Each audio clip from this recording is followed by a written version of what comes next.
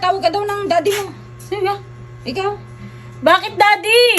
Sana all daddy nagpapagawa lang ng Nagpapagawa safety lang ng tank. septic tank, daddy na ang tawag.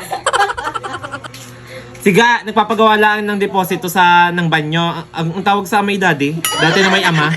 Dati ama, nung wala pang deposito, nung nagpagawa, naging daddy. Kaya ang tatawag ko din, kaya ngayon, ang tatawag ko din kay tatay at ako yung nagpapagawa ng kwarto, daddy. Hindi. Papa. Papa! Tapos kay Tia. Ikaw, anong tawag mo kay Batusay? Hindi pa nagpapagawa kasi nililinis pa. Hi guys!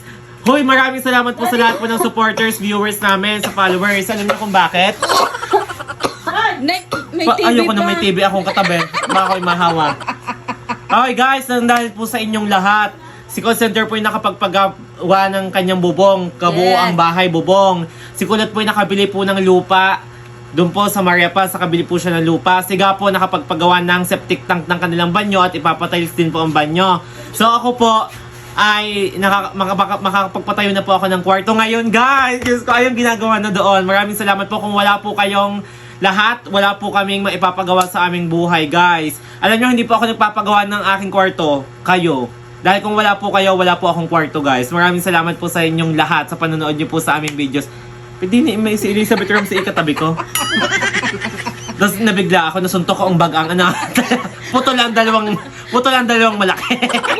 Wala ang awang. Hindi lang awang. Wala ang awang, bungal. Ngayon naman. Dalawa pa. Thank you so much guys. Tingnan niyo yung bubong namin. Tapos ipakita mo yung kwarto kong pinagagawa. Tapos, Guys, dito paglabas lang ng bahay ni na call center, ari lang ang aking kwarto. Ayan. Diba? Kaya maraming salamat po sa lahat ng sumusuporta at viewers namin. Yan. At syempre po, sa asawa ni Judy Ano, walang sawang nagagawa ng bakal. Wala na yung itayong halog na bakal na lang ng bakal. Asawa ni Judy. Pinariripahan na nga ang manog. Ang bihat. Ang bianan ay pinariripahan ay walang tumaya. Walang tumaya. Binibigta ang bahay at lupa, hindi naman kanya. Binibenta ang bahay at lupa, hindi naman kanya. Kasama may previous yung bianan. Di wala lalo ba? Guys, ito lang ang kwarto ni Lips. Tingnan nyo naman kapit bahay ko. Kapit bahay lang. Guys, palalagyan niya ng ng Overpass. overpass para diretsuhan na din sa kwarto namin.